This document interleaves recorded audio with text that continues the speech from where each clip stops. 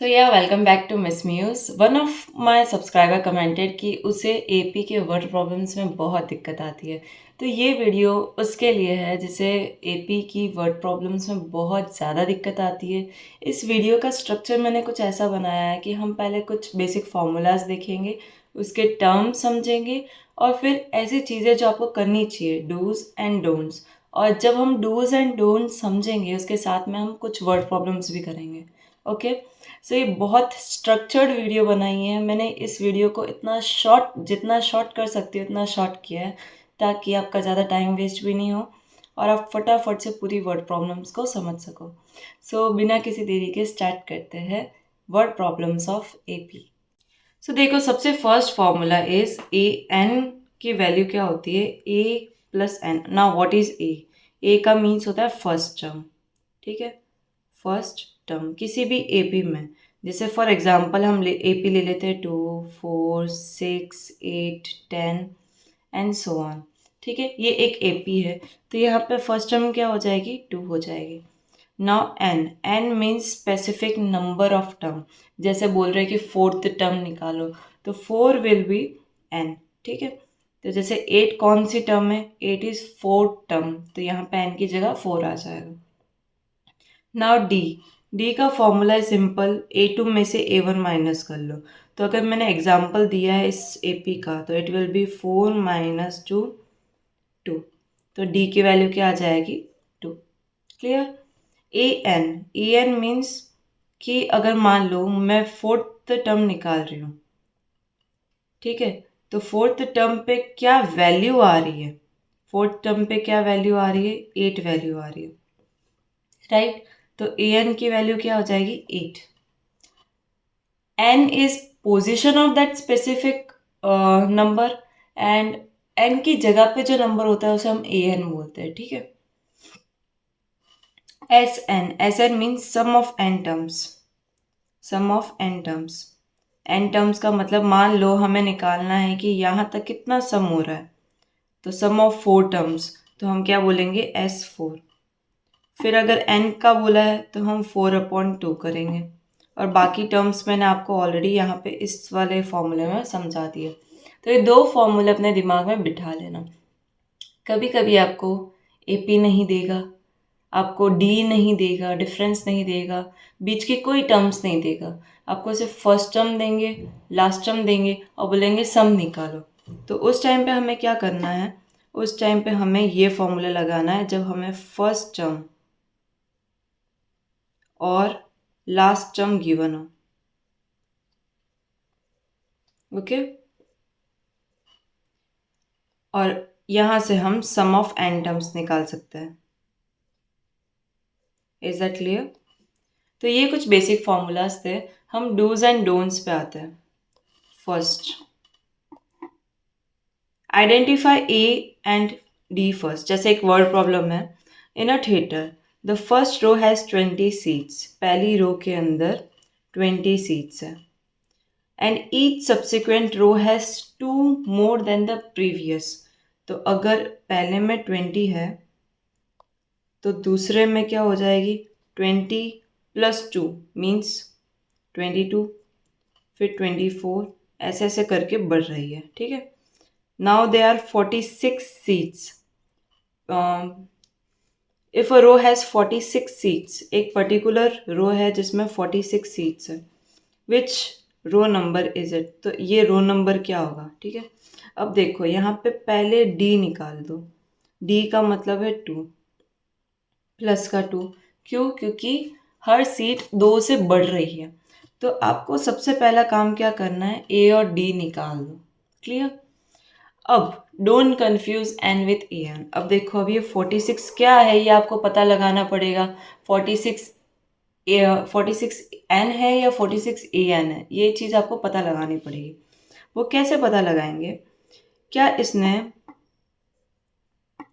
46 ये बोला है कि if the row has 46 seats, उन्होंने बोला है कि इस एक रो में 46 सीट्स है, मतलब उसने ए एन की वैल्यू दी है। नाउ अगर मीनिंग, अगर आपको कोई पोजीशन बोल रहा है, जैसे 7th पोजीशन पे कितनी सीट्स होनी चाहिए, तो हम क्या लिखते हैं, n की जगह 7 लिखते हैं, ठीक है।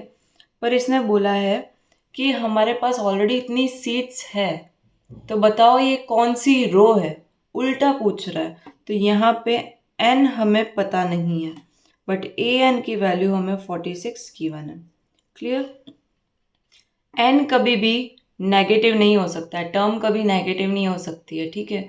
n कभी फ्रैक्शन में नहीं आएगा, n कभी डेसिमल में नहीं आएगा, पर an नेगेटिव भी हो सकते हैं, फ्रैक्शन भी हो सकते हैं। क्लियर? तो ये सबसे बड़ा कन्फ्यूजन रहता है n और an में। जब भी आप गिवन लिख रहे हो तो पहले ये स्पेसिफाई कर लो कि आपको n गिवन है या an गिवन है। n मतलब टर्म, मतलब फिफ्थ टर्म, फोर्थ टर्म, कौन सी टर्म है, एंड an मीन्स उस टर्म के ऊपर वैल्यू क्या है, ठीक है। Second, check the units. Units को चेक कर लो और सारी यूनिट्स जो होती है वो सेम होनी चाहिए। कैसे? Check the units, convert everything in a single unit. A man saves 100 in the first month. वो क्या कर रहा है, 100 पहले महीने में सेव कर रहा है। And increases its savings by 50 every month. हर एक महीने में वो क्या करता है, अपनी इनकम को, अपनी सेविंग्स को 50 रुपये से बढ़ाता है। तो ये 150, 200, 250 ऐसे करके करके बढ़ती है। तो बताओ 2.5 ईयर्स में कितनी सेविंग्स होगी। ना ये फर्स्ट मंथ की है, ठीक है, A1, ये A2 एंड सो ऑन। अब ये 2.5 ईयर्स, ये तो हमने सारी कैलकुलेशन तो मंथ में करी थी, तो ये ईयर्स में आ रहा है। तो पहले 2.5 ईयर्स को क्या करोगे, 2.5 इंटू 12, 24, 30 मंथ्स, राइट। 2.5 ईयर्स का मतलब कितना होता है, 30 मंथ्स होता है। तो 30 मंथ्स के बाद में उसके पास में how much will he have saved in 2.5 years. तो उसने बोला है कि 2.5 ईयर्स के बाद तक वो कितना पैसा जमा कर चुका होगा, ठीक है। तो हमें निकालना है S30, टोटल पैसा कितना जमा कर चुका है। तो अब बस इसी को कैलकुलेट करना स्टार्ट करते हैं। हमारे पास सारी इन्फॉर्मेशन होनी चाहिए, जैसे A100 है, D50 है, तो पहले गिवन होना चाहिए हमारे पास में। A और D सबसे पहले पता लगा लो, ठीक है। उसके बाद में हमें निकालना क्या है, SN निकालना है, N की वैल्यू जिसमें 30 है। अगर हम फॉर्मूला लगाएंगे, SN is equals to N/2 twice of A N-1 D, 30/2 twice of A means 100 plus N, 30 minus 1, D is 50, 15. Now मैंने तुम्हें एक चीज़ बोली है यहाँ पे कि अप्लाई बॉड मास। बॉड मास का मतलब होता है पहले ब्रैकेट के अंदर वाली चीज़ सॉल्व करो। ब्रैकेट के अंदर भी सबसे अंदर वाला ब्रैकेट सबसे पहले सॉल्व करना है। जैसे लाइक 30 minus 1, 29, 2 into 100, 200, ठीक है। ब्रैकेट के बाद में अगर ऑफ दे रखा है, मतलब नॉर्मली एपी में ऑफ नहीं दे रखा होता है, तो इसको बोल जाओ। डिवीजन है अगर, तो पहला डिवीजन कर लो, ठीक है। डिवीजन भी हमने कर लिया, फिर मल्टीप्लिकेशन करो। मल्टीप्लिकेशन मीन्स इन दोनों को पहले हम मल्टीप्लाई करेंगे, पहले एडिशन नहीं होगा, पहले हम मल्टीप्लिकेशन करेंगे। तो 29 5 1450, ओके, प्लस 200। उसके बाद में हमने मल्टीप्लिकेशन भी किया, अब एडिशन पे आओ। एडिशन करना है पहले, 0, 5, 4 plus 2 6 and 1 मल्टीप्लाई बाय 15। अब ये ब्रैकेट आया है। अब ये ब्रैकेट देखो सबसे लास्ट में सॉल्व होगा, क्योंकि ब्रैकेट के अंदर वाली चीज़ पहले सॉल्व होगी और उसके बाद में बाहर आएगा वो, ठीक है। तो यह 165 को 15 से जो भी मल्टीप्लाई करके आंसर आता है वो सम हो जाएगा इसका, ठीक है। Next, use AN versus SN filter. आपको पहले से पता हो जाना चाहिए कि क्वेश्चन AN की बात कर रहा है या SN की बात कर रहा है। नाउ अगर question does the question want a specific value on a certain day, क्या वो चाह रहा है, जैसे पिछले वाले क्वेश्चन में उसने बोला था लाइक इस वाले क्वेश्चन में 46, तो क्या वो स्पेसिफिक वैल्यू चाह रहा है कि भाई उस पर्टिकुलर टर्म पे, जैसे उस पर्टिकुलर टर्म पे कितनी वैल्यू होगी, या वो पूछ रहा है कि टोटल कितनी वैल्यू होगी। तो ये चीज़ आपको पहले से पता हो जानी चाहिए। Does a question want a specific value on a certain day, या टोटल एक्यूमुलेटेड ओवर टाइम कि इकट्ठा होके कितनी वैल्यू हो रही है वो पूछ रहा है। जैसे सेविंग इन 15th वीक है, तो वो A15 की बात कर रहा है, मतलब 15th डे पे कितना पैसा होगा, या 15th डे पे जैसे एक AP है, पहले दिन 2 हो रही है, दूसरे दिन 4 हो रही है, तो 15वें दिन पे कितनी होगी, ठीक है, 15th डे पे कितनी होगी। तो ये TH याद रखना है, TH नॉर्मली N के लिए डिनोट करता है, ठीक है। The total saving after 15 weeks, ये जो छोटी छोटी डिटेल्स है ना, इस पे जाना, ये ऐसे क्वेश्चंस जब भी होते हैं तो ये SN की बात कर रहा होता है, ठीक है। Total savings after 15th week, 15 weeks, okay. Now consecutive term, अब इस पे मैं जब भी बात कर रही हूँ, जैसे मान लो कि 3 कॉन्जिक्यूटिव टर्म्स सेलेक्ट करना है, the sum of 3 consecutive term in an AP is 21। तो यहाँ पे जब भी आपको ये लेट करने की बारी आती है, तो आपको ये नहीं लेट करना है x+1 x+2, सॉरी ये तो कॉन्जिक्यूटिव हो गई, AP की टर्म में a+g a+2d, ऐसे लेट नहीं करना है। और अगर 4 कॉन्जिक्यूटिव पूछ रहा है तो ये तो बिल्कुल भी नहीं करना है कि a+g a+2d a+3d, ऐसे नहीं लेट करना है, क्योंकि ये कैलकुलेशन को लेंथी ही बनाएगा। इंस्टेड आप क्या लेट करोगे, a-d a+d, तो ताकि कैलकुलेट होते टाइम ये चीज़ कट हो जाए। जैसे एक और एग्जांपल, अगर मुझे ये लेट करना है कि लाइक 4 कॉन्जिक्यूटिव टर्म्स है, तो a-g a+g a-2d a+2d, ताकि 2d वगैरह सब कट होके हमारे पास फाइनल रिजल्ट बचे। जैसे एग्जांपल के रूप में, sum of 3 consecutive term in an AP is 21। Sum जो है 3 कॉन्जिक्यूटिव टर्म्स का वो है 21, और इनका प्रोडक्ट जो दे रखा है वो 231 दे रखा है। तो जब हम इसे सॉल्व करेंगे a-g, तो ये और ये कट हो जाएगा, और 3a इज इक्वल्स टू 21 आएगा। a की वैल्यू 21 डिवाइड बाय 3 आएगी 7। तो हमारे पास में इतना सिंपल हो गया ना कि हम a की वैल्यू फट से निकाल देंगे। पर अगर ये कि ये चीज़ हमने ये लेट करा होता ना, तो a की वैल्यू निकालना बहुत मुश्किल होता, मतलब ना के बराबर, आप निकाल ही नहीं सकते हो, ठीक है। a-2d, अब इसी में मल्टीप्लिकेशन बोला है इन्होंने, तो a-g a+g, इन तीनों का मल्टीप्लिकेशन 231 आ रहा है। सिंपल 7 को यहाँ रख दो, 7 - g a, एक मिनट, a तो दे रखा है 7, और 7 + g, हम इसको और इसको अगर सॉल्व करेंगे, a - b a+b क्या होता है, a का स्क्वायर माइनस b का स्क्वायर, और इसको हमें 7 से मल्टीप्लाई करना होगा, 231। इसको मल्टीप्लाई करके सिंपली d की वैल्यू निकालनी है, बहुत इजी कैलकुलेशन होगी, आप आराम से कर लोगे, ठीक है। नेक्स्ट आते हैं, सिंप्लीफाई द इक्वेशन। जब भी कोई क्वेश्चन आ रहा है तो बड़े बड़ी कैलकुलेशन को करने से पहले आप क्या करो, ऊपर वाली चीज़ों को कट कर दो नीचे वाली चीज़ से, छोटी छोटी कैलकुलेट करने के लिए, और लास्ट में जाके मल्टीप्लिकेशन करो, ठीक है। जैसे एक एग्जाम्पल के रूप में, और दूसरी चीज़, डोंट एज्यूम कि d हमेशा पॉजिटिव ही मिलेगा, d नेगेटिव भी मिल सकता है तुम्हें।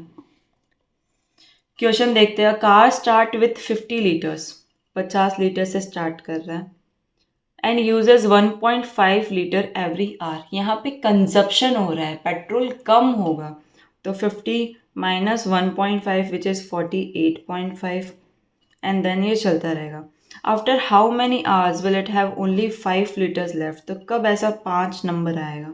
ठीक है, तो यहाँ पे ए एन की वैल्यू दे रखी है 5, ए की वैल्यू 50 हो जाएगी. मैंने बोला ना 5 कब आएगा, तो वो उस टर्म की वैल्यू है, ना कि टर्म खुद है. ठीक है, तो टर्म हमें निकालनी है. ये ए की वैल्यू थी 50, डी की वैल्यू विल बी माइनस का 1.5. ओके, हमें एन निकालना है यहाँ पे. तो अगर हम A N is equals to A plus N minus 1 का फॉर्मूला अगर लगाते हैं, तो ए की जगह आएगा 50 प्लस एन पता नहीं है, डी माइनस का 1.5 and A N is 5. Now 5 divide by divide नहीं आएगा यहाँ पे. 5 माइनस 50 इक्वल्स टू, इस चीज़ को इससे मल्टीप्लाई करेंगे माइनस 1.5n, और इस चीज़ को इससे भी मल्टीप्लाई करेंगे तो माइनस और माइनस प्लस हो जाएगा, प्लस का 1.5. ओके, माइनस का 45, ये भी प्लस का उधर जाएगा तो माइनस का 1.5 आ जाएगा. अब इन दोनों को इकट्ठा हम क्या बोलेंगे, माइनस का 46.5. माइनस का 46.5 डिवाइड बाय माइनस का 1.5 कट. अब देखो, अब हम क्या करेंगे, पॉइंट हटा, 46.5 इंस्टेड डायरेक्ट डिवाइड करने के आप क्या कर सकते हो, 5 की टेबल में 3 टाइम, 5 की टेबल में 45 9 time and 15 3 times, 1 time 31 times. तो n की वैल्यू आ जाएगी 31. क्लियर. तो आपको कैलकुलेशन कम से कम करने की कोशिश करनी है, इजी से इजी तरीके से करने की कोशिश करनी है, और याद रखना कि d कैन बी नेगेटिव. ठीक है. Fifth, which is the final dos and don'ts. Right final statement. जब भी आप क्वेश्चन कर रहे हो तो एक फाइनल स्टेटमेंट लिखो, और गिवन डेटा को बिल्कुल भी स्किप मत करो. Don't skip the given data. ऐसा मैं क्यों बोल रही हूँ, देखो जब तुम गिवन डेटा लिखते हो तो दो चीज़ें होती है. पहली चीज़, अगर आपको सोल्यूशन नहीं भी आ रहा है तो आपको एक स्टेप मार्किंग मिल जाती है. ठीक है, स्टेप मार्क्स मिल जाता है. स्टेप मार्क्स मतलब मान लो 1 2 या कितने भी हो.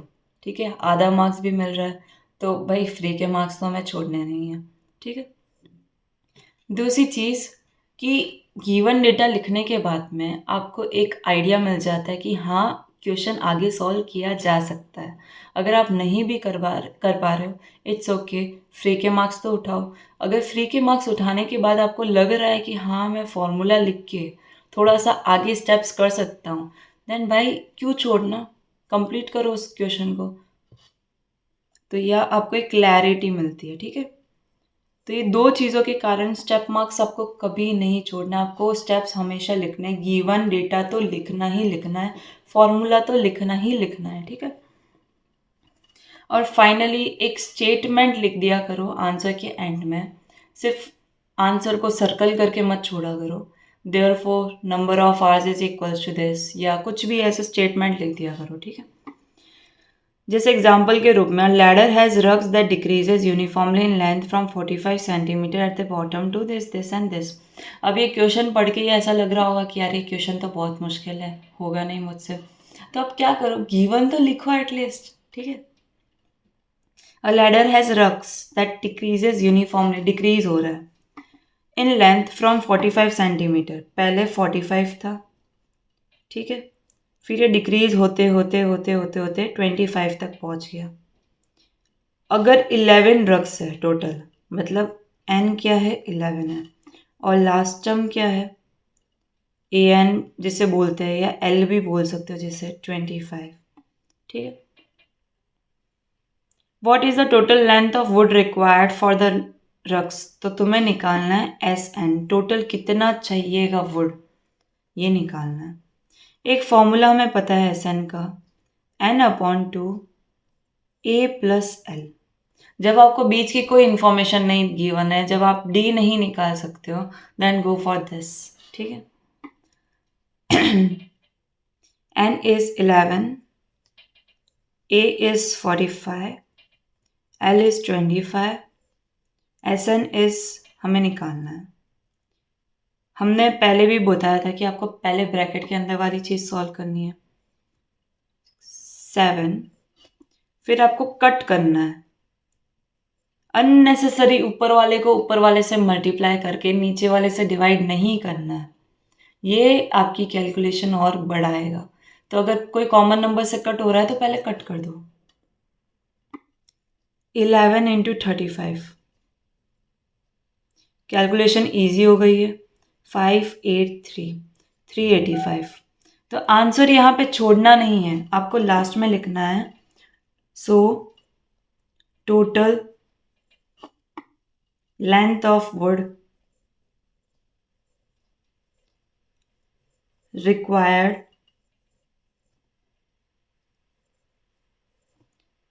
for the rugs will be